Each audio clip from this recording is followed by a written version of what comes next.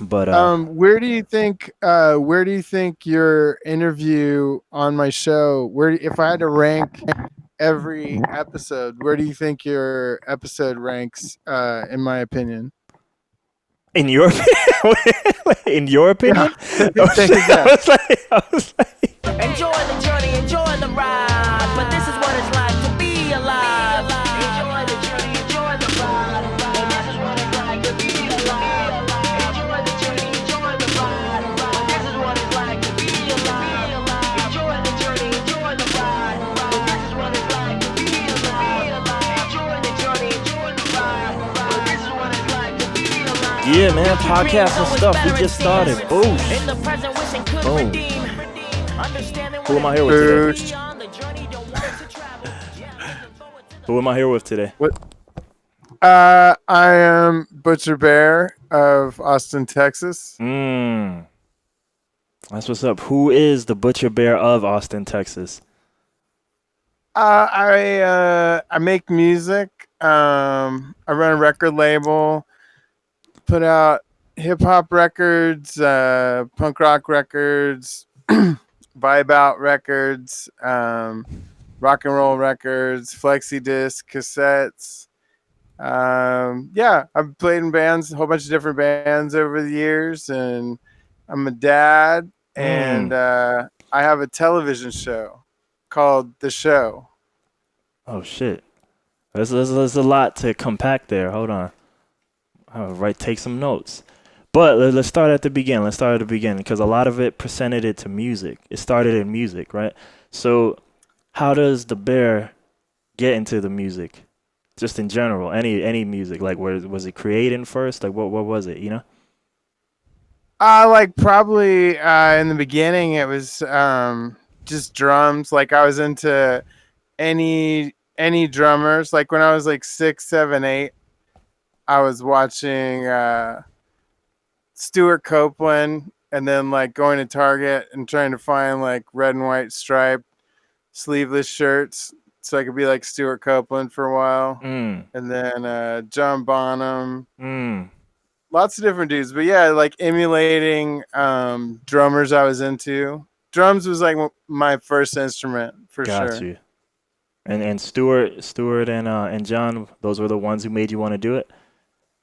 Yeah, I mean the people that I was hanging out with, like older kids. I was just listening to whatever was in their cassette collections, you know. Yeah. Um, so it was like that kind of stuff. I mean, Anthrax.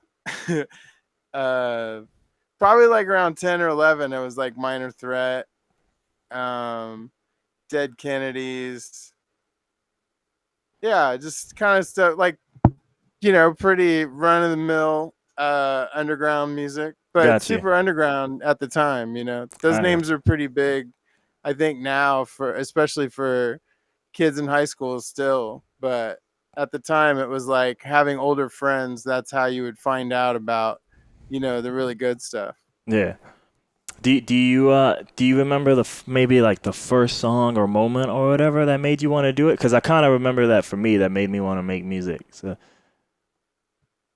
do you remember like the Um, moment or not? yeah, I mean, like it was. I forget what I was talking about this with one of my friends the other day. It's like there's a police concert that was filmed. It was a live concert outside with like this crazy scaffolding, like maybe 4 stories of scaffolding. And while they're playing, they all have wireless setups so they can run around the whole thing like a jungle gym. Mm.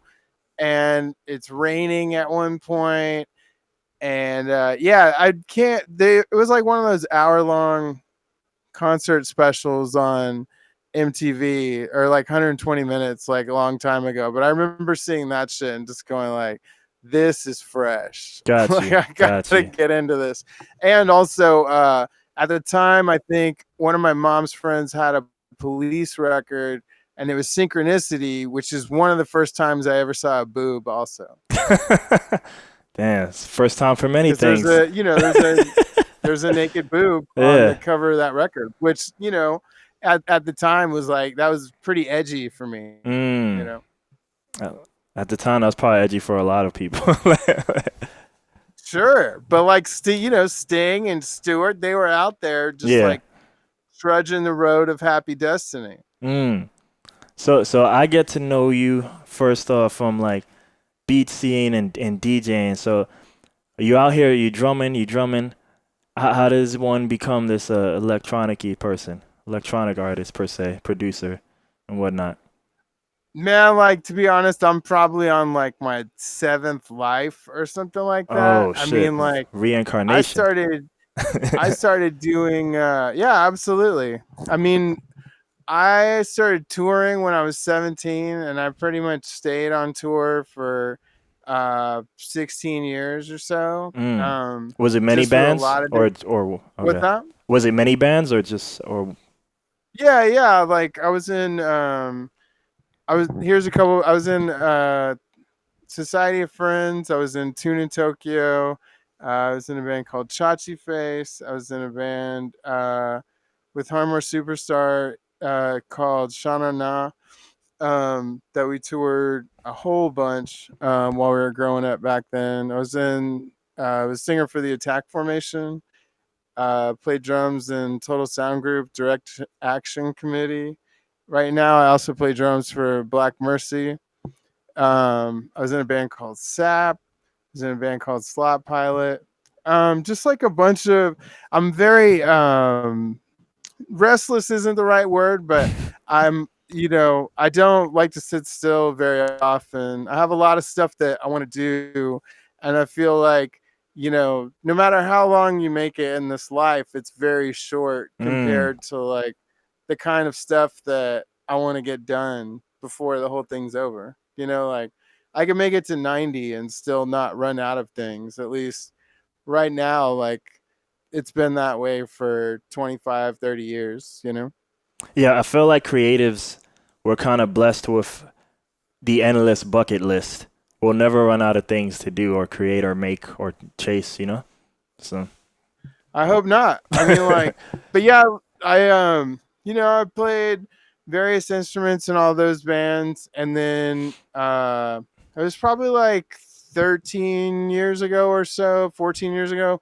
I moved. It was the only time hadn't lived in Austin as an adult, and I moved out to my friend's. He owns a high school in the middle of Kansas called the Harveyville Project, and right before I moved, I had been living with my friend Reagan, who does Reaganometry, and also my friend Silton, who does this band called Bangar, and he also has been making music under the name Horace Rappaport. But essentially, those two guys, my two roommates at the time, at this house at 1510 Koenig, like basically, they were both already on the like more of the Aphex like square pusher side of the game. Like mm, they weren't really doing like beats as people call it now. Like yeah, that really wasn't a thing at the time. Like yeah. uh but yeah, they hooked me up with like Reason 3 or something like that, and Mm, then gave me like a 49 key controller. Um, and we used to just like basically make music all day, every day. Like whenever we were at home, we'd all be in our own rooms, like just making music, and then we come out to the living room, take a break, and everybody'd start playing like the stuff that they're working on. We used to, make sample packs and just like email them to each other, and then 10 minutes later, show your work right afterwards. And when I mm. moved to Kansas from that house, I was gone for like 6 months, and 3 of those months I was on tour. But the 3 months after I got back from that tour, I basically just sat in this high school in Kansas, and my room. I lived in the elementary school next door, and my room was basically 1,000 square feet. So it was this massive room in an empty building. My friend lived in the high school next door. But yeah, I was just crazy, man. There's nothing to do out there, and I basically just kind of taught myself how to use Reason, and I also got a copy like Ableton 2 or 3 or something Damn, like that. early Ableton. And yeah, but I mean, like, I spent like a good 20 years going into real studios, and making music with bands and also like mixing records with engineers and using, all the stuff, all the real stuff. So transferring into like making electronic music or, just producing tracks where you're controlling all of the instruments instead of just your one instrument.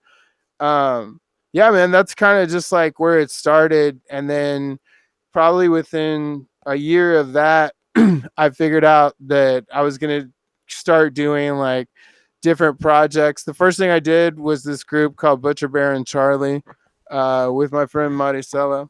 And we put out a record. And that So was is one that of when the the. name starts with that one? No, the name actually started maybe like 20 years ago, I think. It's at the end of the 90s. My friend Kenneth Holland and I used to work for Austin Radiological Association in the records department. And he's a really amazing guy. And he's more on the visual art tip, but he also makes some pretty wild music too. That's really dope. And we were working together and he was doing these photographs. He was making shirts that had like his like a like a piece he was working on, and then he was like, hey, can you put this shirt on? And then he took a picture of me with the shirt on, and then when he gave it back to me, he had written like Butcher Bear on it, and he was like, here, man, you can have this. And he's like, you can have that name. He's like, go ahead and use it, it's perfect for you, you don't need anything else. And yeah, man, it was probably like 5 years after that I did anything with it. And then when I started doing stuff with it, I was Laurel Barrickman, who's an amazing artist and designer. Her company's called Rec Spec. They also have a gallery here in town. She has done 85% of all the design and layout work for Insect Records. And she also made our website. And she's just like, her and Michael Scheel are pretty much the only two design people I work with. And I asked her, hey, could you come up with like what this would look like? And then essentially from her little logo design thing, my friend Beth Schindler created me. And I've been like through 5 or 6 colors.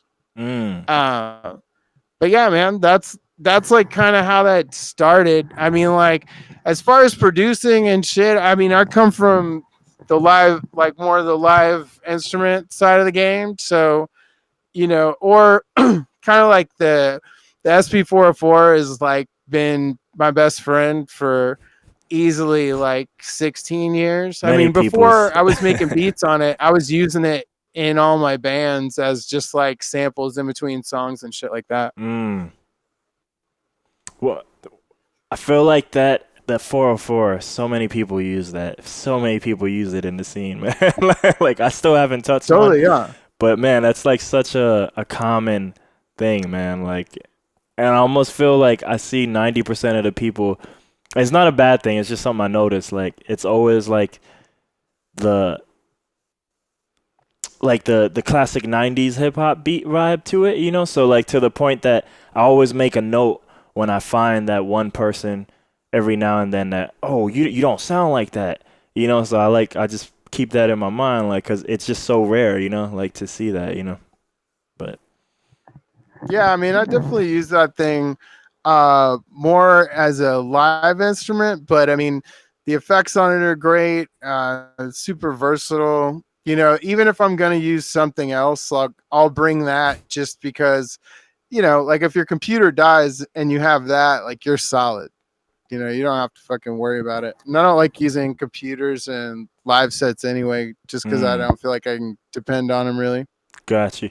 When do you get into DJing then? Was it before, after, or part of all that?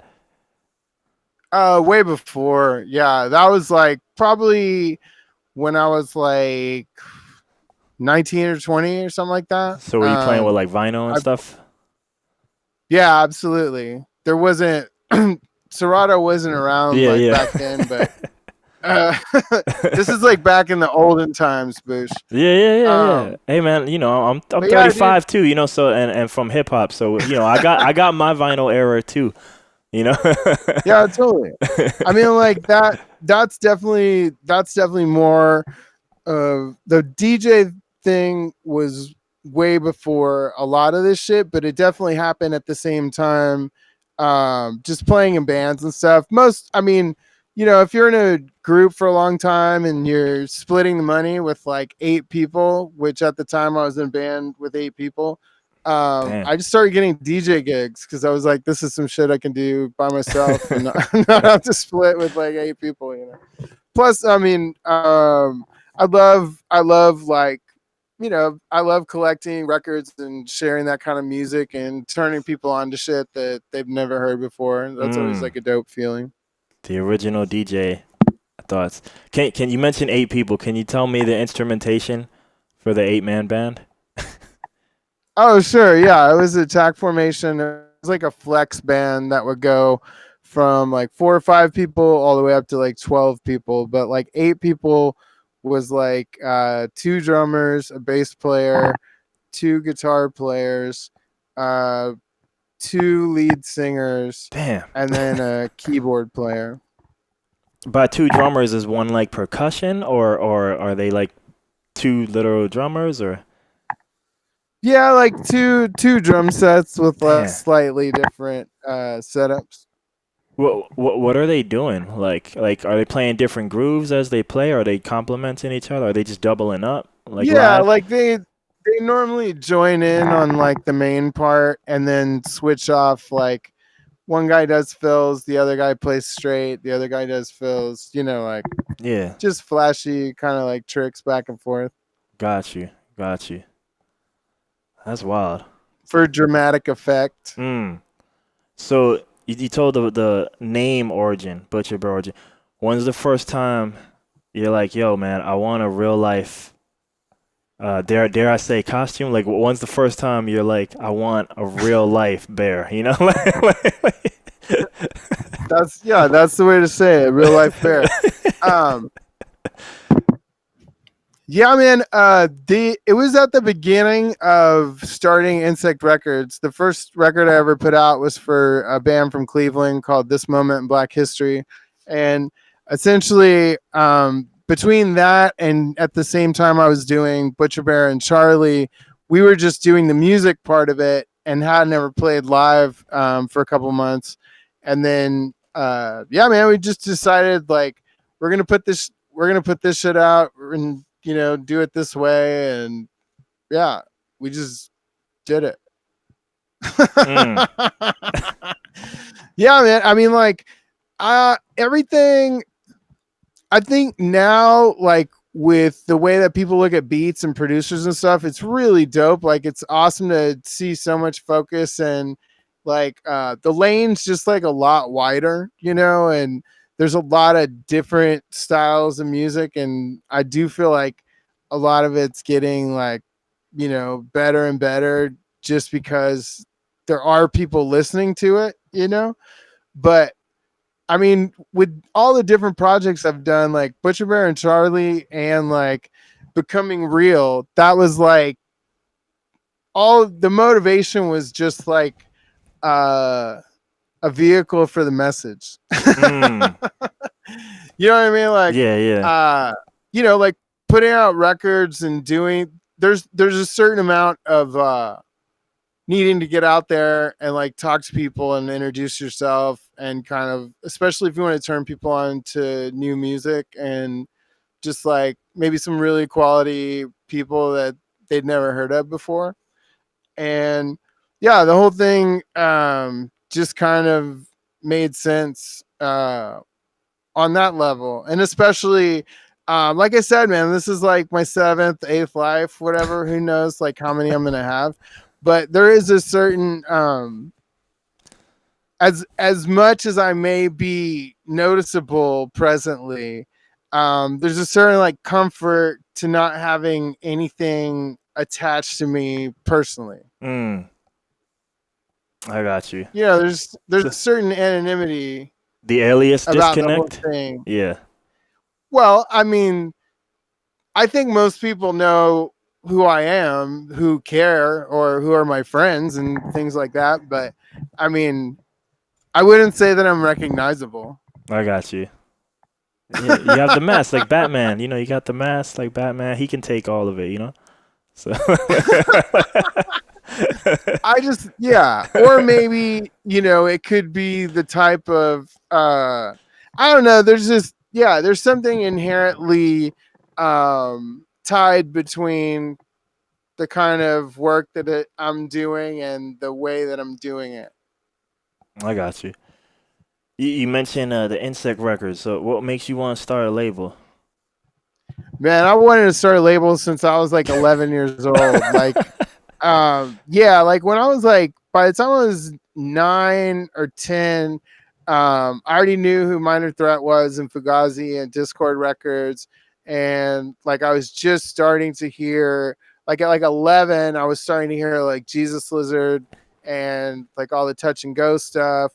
So I was super up on labels, and I was super infatuated with, once you found like a really like the first time I heard Fugazi, and then I figured out, oh, like everything on Discord is really badass, and then when you would go to like Hastings or Sound Warehouse, you would just look for the fucking Discord logo on cassettes, because you knew it'd be badass. And the other thing that they did that really, I was obsessed with is because like every other cassette in there would be like $13.99 or something, and Discord's cassettes would be $5.99. And the reason was they would print the actual price like into the artwork. Oh wow. So like the record stores couldn't overcharge for it That's because it said how much it was on the tape. Yeah. And sometimes we would even find it with a sticker over the price tag, and we would tell the dude to lift it up, and he would sell it to us at the cheaper price. Damn. So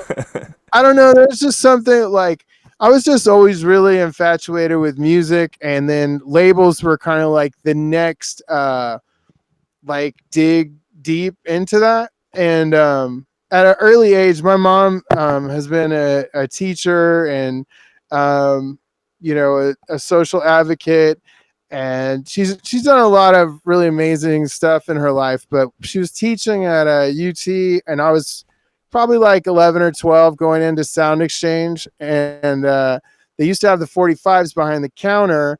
And that's how I got to know the manager, Roger Morgan, because I used to have to ask to see the records, but I would want to see like every single one that they had. It's just like going and just kind of like in Short Circuit, where he's just like input. I was just, gobbling up the entire record store, and then I would come back in there the next day and just sit in there for another hour and a half and do the exact same thing again.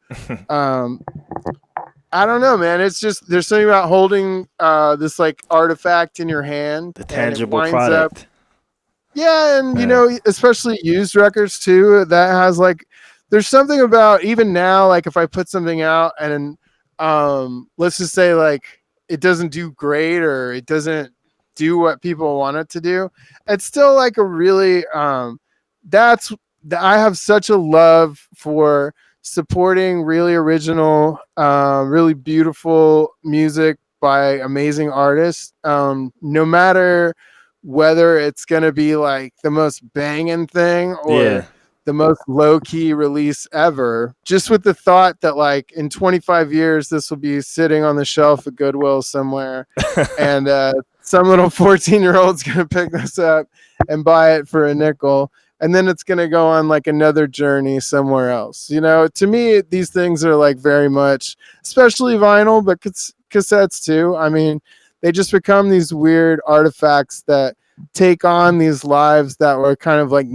they were never intended for, really. Yeah. I have a real love for that. And I think the hardest thing for me to figure out as a label is I have to put big time limits on myself of what I can and can't do, because great ideas come about like all the time. Yeah. And they're not always financially possible. And a big thing to me is just having all the artists I work with still be happy with me after we do stuff, and still want to work with me. That's like the number one priority for me in like doing this whole label thing. But I love supporting people, and I don't really know what I have to offer, to be honest, but I've definitely offered it to people that I believe in, and I try to do I try to connect people up and help them out any way I can. You mentioned that you don't know what you have to offer, but I've been told several times by several people like it's kind of like a an honor or something, or like an Austin honor to just get it released on Insect Records. So I know people For definitely, real? yeah, this People say that shit? people have told me that. Yes, several people have told me that. So I know for some people, That's really cool. yeah, for people it definitely it offers something. It offers. So I live in a bubble, so a lot of times like I probably find out about you and the label everything super late because especially now, like I'm becoming more and more like uh just enclosed in my world as I try to figure out. So I tend to not always be aware of what's going on. But yeah, no, like I've heard that from several people as I was trying to dig deep and find out more. So yeah, man. Well, damn, that's really nice, man. I really appreciate that. Let me see. You mentioned actually no, before I even move on to that, because you're telling me these stories and you're romanticizing the idea of the physical tangible product.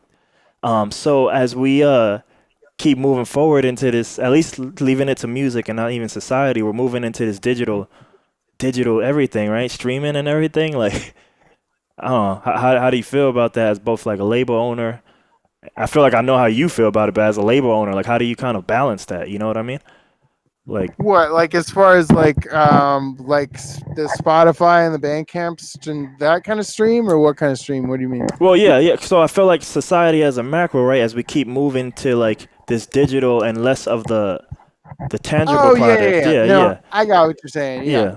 No, I mean, like, I am a fan of all of it. Like, I don't really see one. Like, I just released a digital single for Obnox and A Better Tomorrow last Friday. So I Mm, mean, like, I'm like doing all of the things also. okay. Like, but I see. I'm not one of those people that like. I think at this point, it's like just a fun thing to like write a story about how you know, well, vinyl's making a comeback. And then the next 6 months are like, well, it looks like streaming's killing the vinyl game. Yeah. It's just, I don't really believe in any of that because the whole vinyl is more about, vinyl has like emotions tied to it, if that makes Mm, sense. Like the music, people are either going to like the music or not and want it or not. That's like a really simple thing. But how they want to get it depends a lot on the people buying it. So I mean, if things do well when they stream, I'm super stoked. Like that's great. And if people only put out digital shit, I mean, I get it. And that's like a really wonderful, like lean way to run your label, where you can pay your artists, maybe in that model, you could pay your artists, just straight up cash and then run the digital for them. Or a lot of deals I'm making with artists now, I'm just, saying you keep the digital and I'll make the cassettes and we'll just split them. mm, Like I'm trying to make deals that are a lot more simple and benefit the artist. But I mean, any of the ways that people are doing things, whether it's putting out physical products or uh, digital, I'm for it. But me personally, I mean, I would rather make a physical anything. Like I'm not so hung up on vinyl or cassette. Like I'm down to make a pair of socks and just put a download code printed on the soles of them, or birthday cards, any, you know, Dungeons and Dragons signature bags of holding or something. I'm just, like I think in the end, like things have changed, but I think just for the better. I mean, you know, it giving everyone access to the technology is you know, a lot of people complain about it, I think, because in a way sometimes the waters get a little murky, you know. Like records will look really dope but they won't sound really dope at all, or In they'll look in a terrible, digital you know? world, what does that mean, or does that mean like just the artwork attached to the record? Yeah, like I just mean like in the digital world, like if you or I want to start a brand new label, we could get a Tumblr, a Bandcamp, and account with DistroKid, and we'd be a label. You know Mm, what I mean? Like I just mean like the quality of the music I think suffers a little bit because so many people have access to it. mm, But at the same time, like I think it's dope. Like I think it's great for everybody to like express themselves and be able to not have to uh wait around to get signed because it's probably not going to happen, you know, like that part of the world is for the most part is gone, you yeah. know. What in terms of stuff that you've made for your label, like as a release, what's your, I guess, your favorite or most unique release? I don't even mean the music. I just mean like whatever you turned it into physically, you know? um well, I mean, like one thing I'm super proud of is we did a release for Jane Claire, believe it was last year, and she did this really dope poetry book that we put out Mm, as like the physical part of the release, and then the music was just a digital release. And then probably the Total Sound Group Direct Action Committee LP, I did a split release with this label, Twistworthy Records, and it was like a, you know, like a splatter vinyl, but it basically had this huge poster that Tim Kerr and Rich Jacobs had done the artwork for, and the poster like folds up into being the actual cover for the record. mm. All right. You mentioned But yeah, in your intro you have something called the Show TV. I haven't heard of this. So what is this? you've been on my television show. Oh, okay. Okay. Is that what it's? I didn't know it had a name. My bad. I didn't know it had a name all this time. Well, it doesn't have it doesn't have a name. Okay. Okay. But I mean, I mean, if I'm gonna call it something, I guess it's called the show. Got you. But I'm not calling it anything yet. But maybe. Well, let me see this. The sippy cup. The sippy cup with the So yeah. Going to the present day, Corona lockdowns happen. Uh, I feel like you started that pretty quickly, but I don't even. I don't remember the inception anymore. Yeah. What made you do that? The Instagram show. Yeah, man, that was like I think that was like 2 days or 3 days after I got laid off like the Monday of South by, I think. Oh wow. Like the 15th. Damn. And then I think I started the show by the 17th. Oh wow. I was really quick with it. Like. And then I didn't interview anybody until like the 18th or 19th. I was just playing records for like the first couple nights. Got you. What came about that? You know, it's funny. Like, um, I think you probably maybe hear of me first because I was like filming people or something. I think, you know, like, cause I filmed you at Bob's house, but Right. I think that's how I started filming people. I got I don't know what they called it. I don't know if I was fired or laid off, but yeah, I got laid off like many years ago. I think it was maybe 2014 or something. And the next week I filmed myself, and that led to, you know, whatever I would go on to do. But yeah, like it's just funny how those things start. Yeah, But that's crazy, man. I yeah. mean, like I've never before I started doing the show, I never interviewed anybody before. Mm, Like, you know, like just one like had thought of I mean, that's not true. I have been working on this podcast. I've only put out one episode so far. And it was a 2.5 hour episode with me and Matt Sanzala.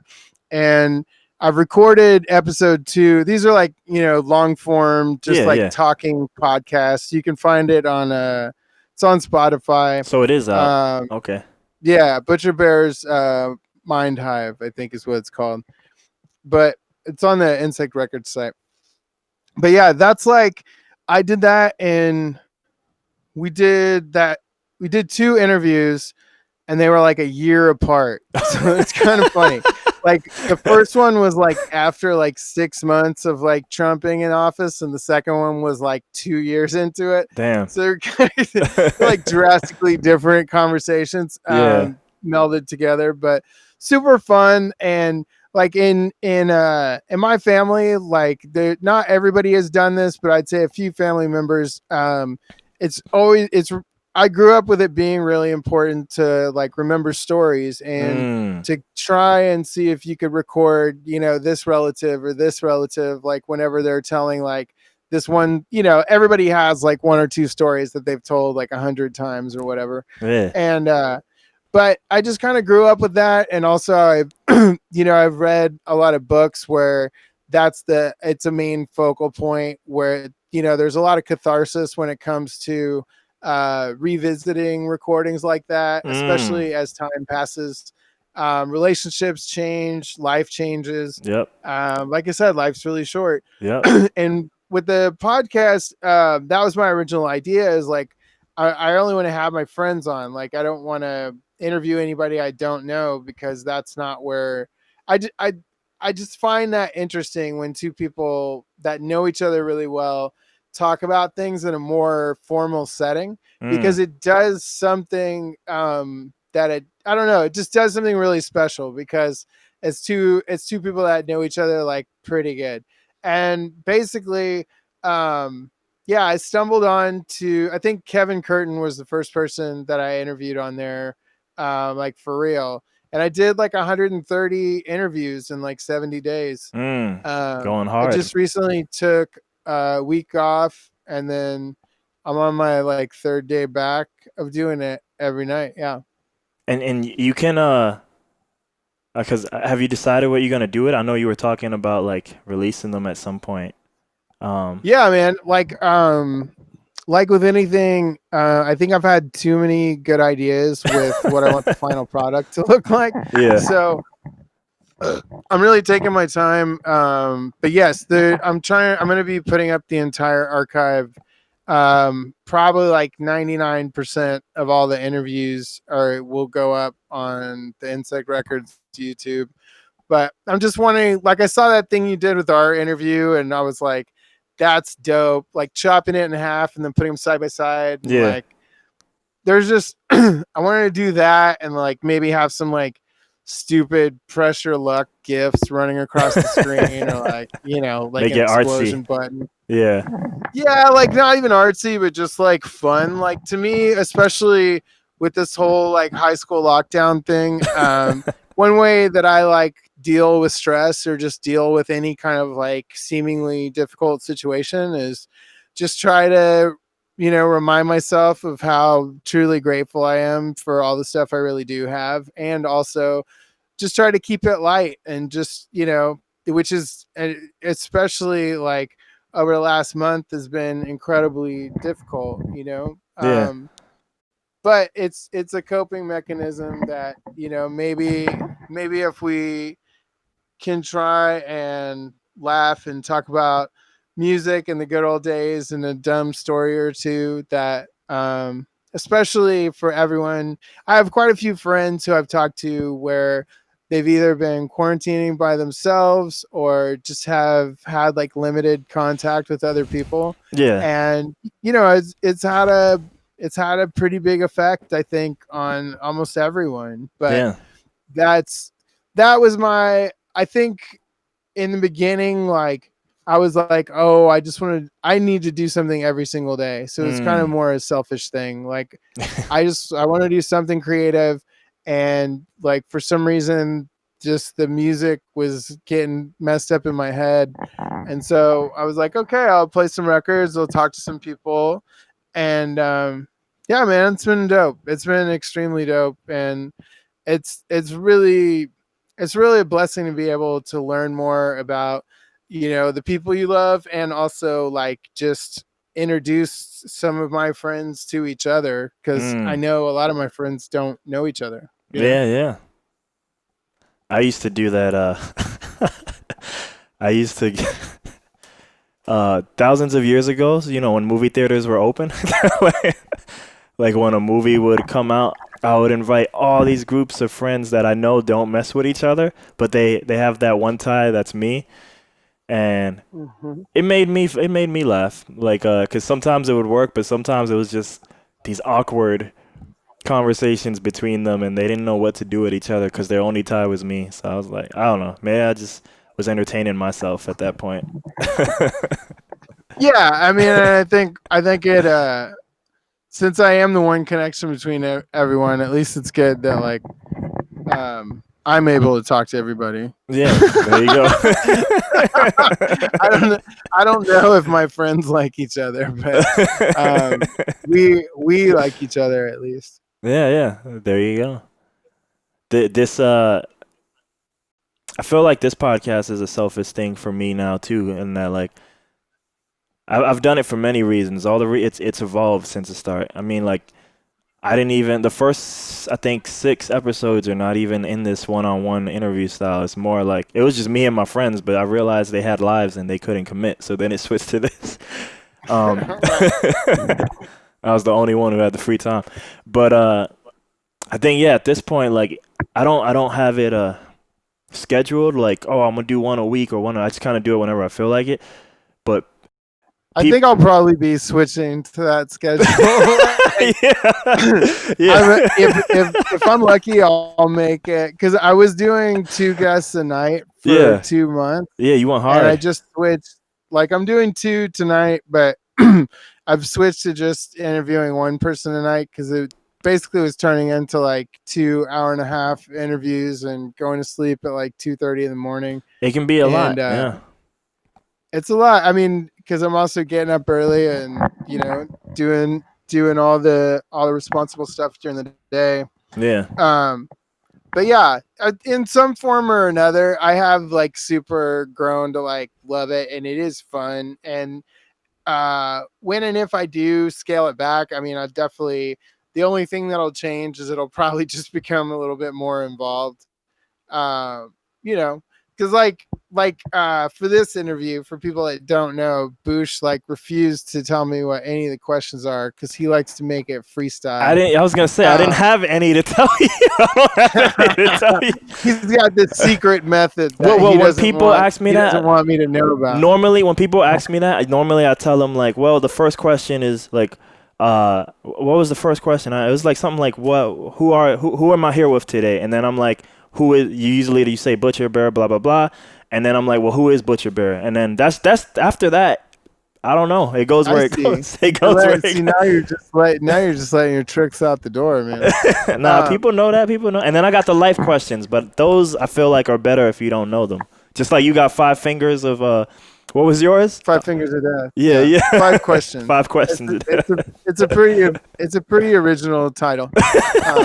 That's actually stolen from the original Daily Show with Craig Kilborn. Oh, that where that comes from.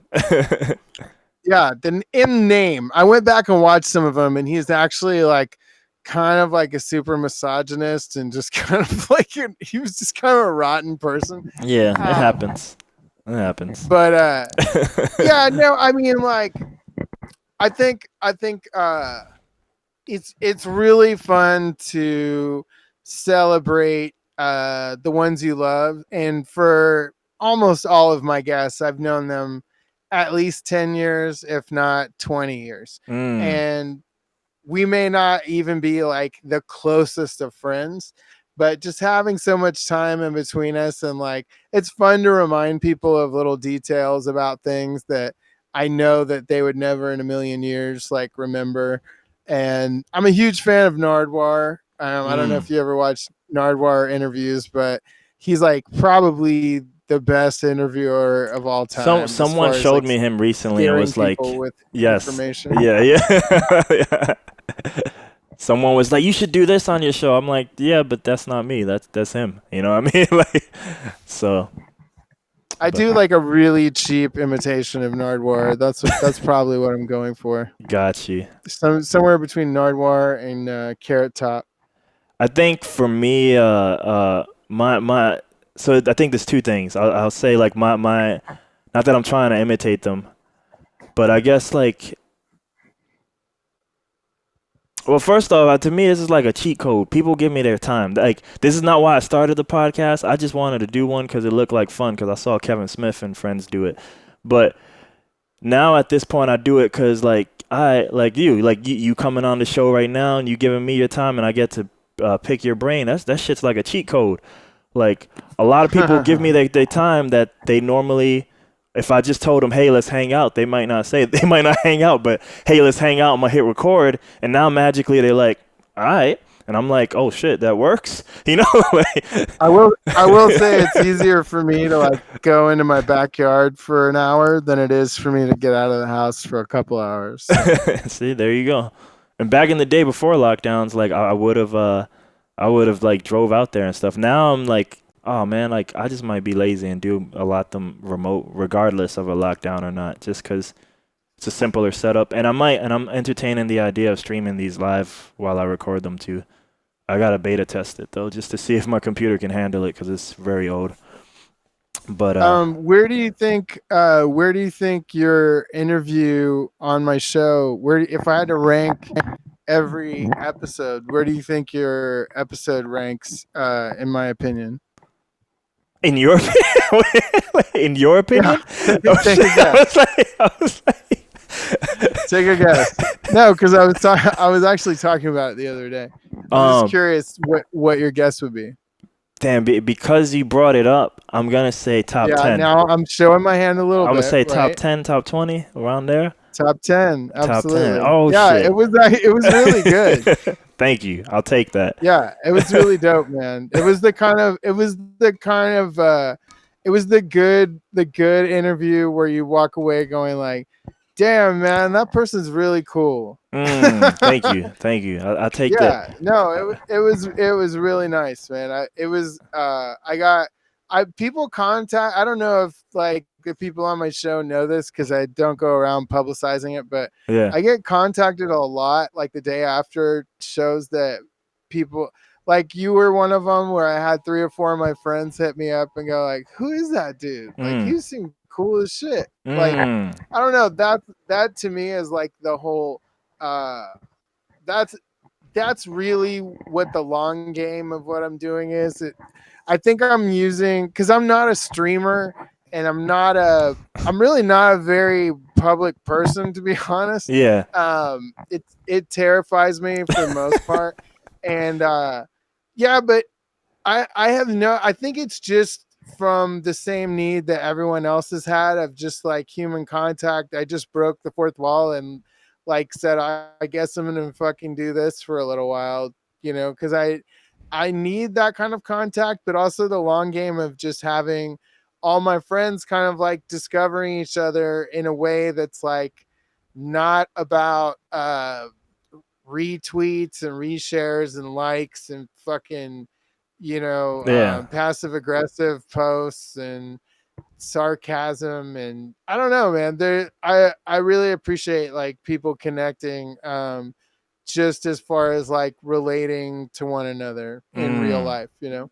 I feel you. However fucking real watching a stream is, but I mean, like, yeah. you know, it's real words coming from real people. And the reason why my friends would contact me to give compliments on the guests is because, you know, they felt some kind of like personal connection to whatever folks say, you know. I appreciate that. As I grow older with age, I believe I become more of me, and I think by being more of me, all of us being more of ourselves, we, in a strange way, we connect more with others. You know what I mean?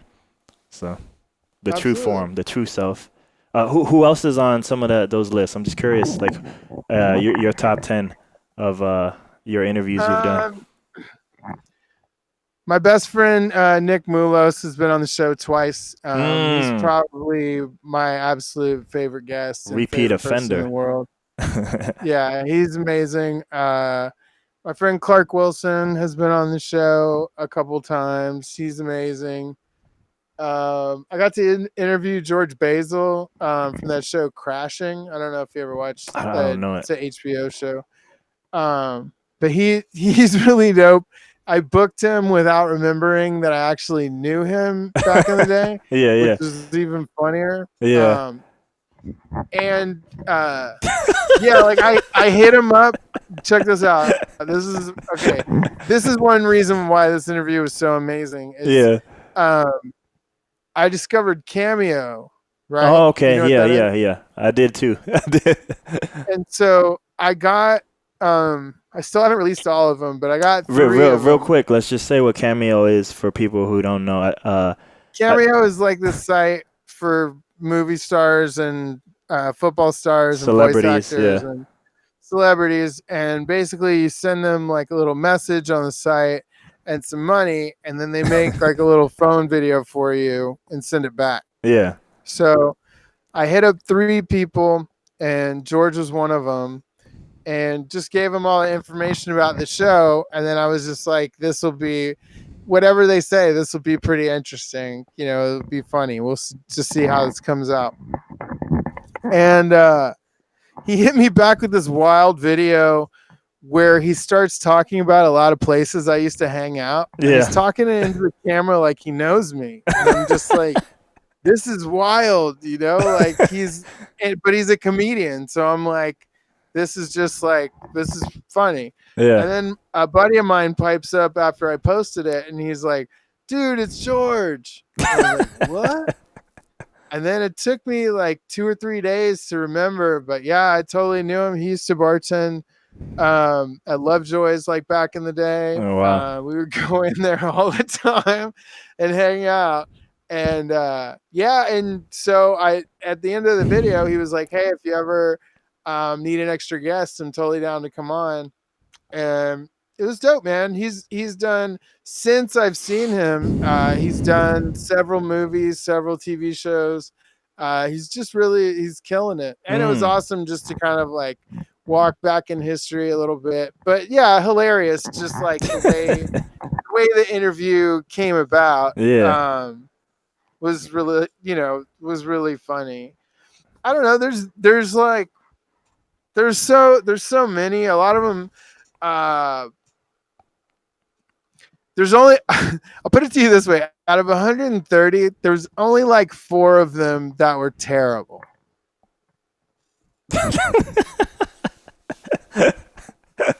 That happens. That So happens. yeah, And I no, feel but like it's fun.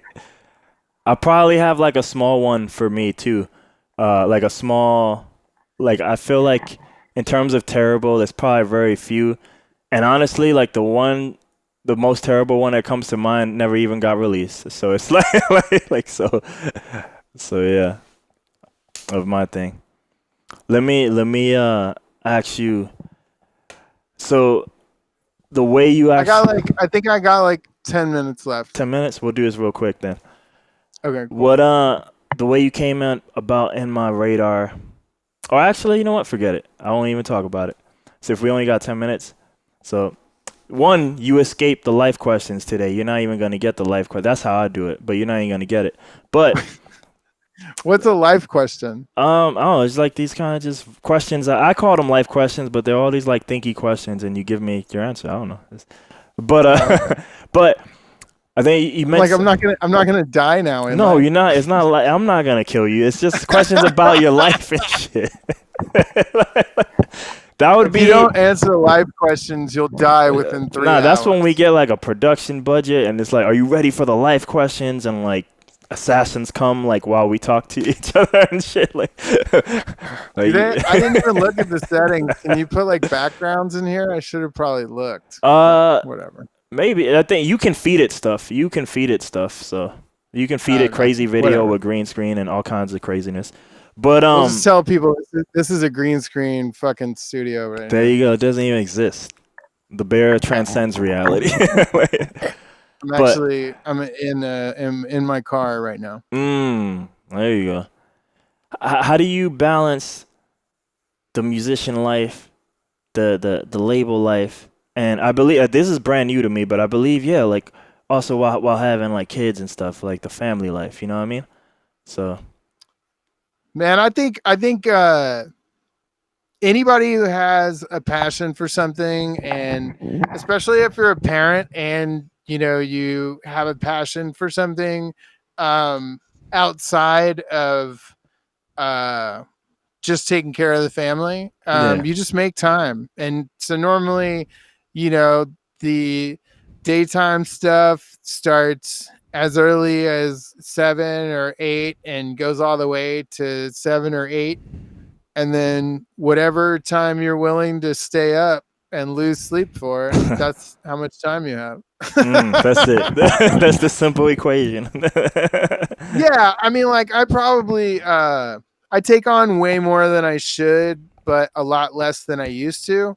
Um, but I just, I just have a love for this kind of stuff. I mean, my interest and my involvement has changed drastically over the years. I used to be in 3 or 4 bands at a time, Mm. so the amount of time it takes to practice with all those bands, and God forbid, like any of them get mildly popular, they're all playing shows. So Yeah, yeah. um, doing things now, like where I'm DJing or if I'm playing like a live beat set, a lot of these things are pretty easy for me because I'm the only person that I have to worry about.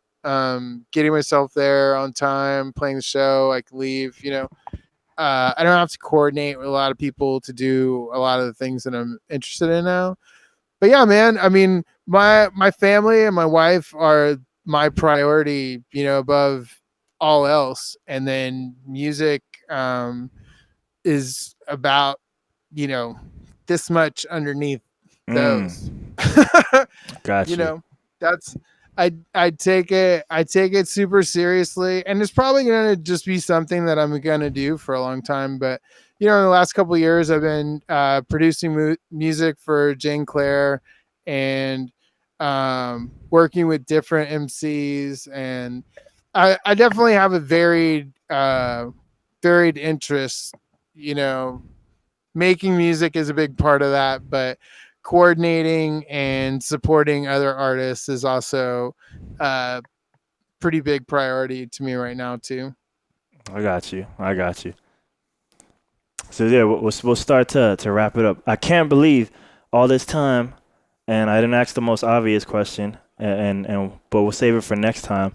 The way you end up on my radar is from Exploded Drawing, so I did want to get like how did that come about from your perspective. But we'll save that. We'll save that for another time. Oh, you're gonna save that? I mean, Yeah, I can just what's tell the you. It's teaser? not I that mean, long of an is answer. it like that's if it's quick, if you got a quickie, but then I would probably like counter with more stuff, so that's why I was like, we could save Oh, it. gotcha. Yeah, yeah. Sure, we'll just keep it a secret. There you Yeah. go. There's a secret, or if people want to Google, but if people want to find the bear online or any of the many activities you do, where can they find you? Man, probably the easiest spot is either if you want to know stuff about the label, it's insectrecords.org. And if you want to know what I'm doing, I go to my Instagram, butcher_bear.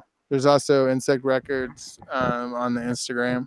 But yeah, Mm. I post up little notes on the board about the different school activities I'm up to day to day. All right. Do you have real quick last question? Do you have any plans for any type of like out of like live show that isn't like a stream thing that you're doing on Instagram, and even if it's months away? There's two things I'm working on. One, as soon as I won't know when this is gonna happen because it's based on the city saying it's okay. But I am planning on throwing a show at Givens Park as soon as I'm allowed to. Mm. That would probably be the only live show that I would play, at least for a little bit. Just because that way everybody can be outside, they can be as far away from each other as they want. Um, just the Yeah, and plus I have been doing this show called Butcher Bear in the park at Givens Park for the last 2 years. So little bummed won't be happening in September, but as soon as people let me have it over there, I'll be throwing a show there. And then no, I mean outside of streams, we're working on the next. There's gonna be another virtual exploded drawing television happening at the beginning of July, and think the headliners are gonna be Peabody from Brain Feeder Records, and also this woman Leah Lonnie, who's pretty amazing. All right, man. We're looking forward to that. Last words? Boosh, man. Yeah. I appreciate you, and I thank you for letting me come on your show. Oh man, I thank you for coming on. Thank you for having me on your show. Thank you for putting me in the top 10. Yeah, man. I appreciate you put yourself there, man. Oh, I didn't have anything to do with it. There we go. You did that all by yourself. There we go. Well, all right, man. Bake that chicken, smoke that turkey. Boosh.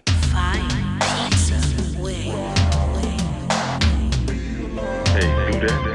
And send that shit, brother. Send that shit, brother. Send that shit.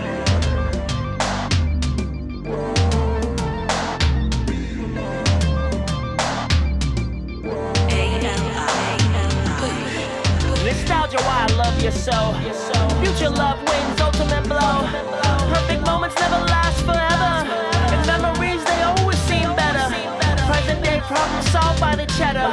Story I'm told anyway, following the rules till I'm old and gray.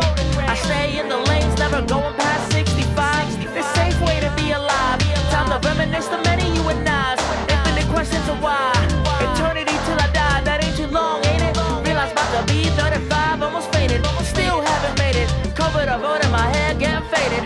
Depression begging to be sedated. I lie here awake, reflecting back on my many mistakes. Lesson learned, nostalgia calls it fate. Someone's fishing, guess what? I'm the bait. Enjoy the journey, enjoy the ride. But this is what it's like to be alive. Enjoy the journey, enjoy the ride. But this is what it's like to be alive. Enjoy the journey, enjoy the ride. But this is what it's like to be alive. Enjoy the journey, enjoy the ride. But this is what it's like to be alive. Enjoy the journey, enjoy the ride. But this is what it's like to be alive. Future dreams always better it seems. In the present wishing could redeem. Understanding what it means to be on the journey, don't want to travel. Yeah, looking forward to the past unraveled. To the sky, endlessly I babble. On like Ralph Garman, shooting for a title. James Wizen had to work to harden myself like Red Riot. Then I might have always stayed true to the path, to the future, yet always looking back. Move forward on a point of attack. Maybe should just focus on the present, the gift of every moment, yet always resented. Life is beautiful, even worst of times. Mike Tyson, philosopher of the mind. Like MJ, focusing on the now. Pain of today forced me to bow. Future will be full of all the wows. Enjoy the journey, enjoy the ride. But this is what it's like to be alive.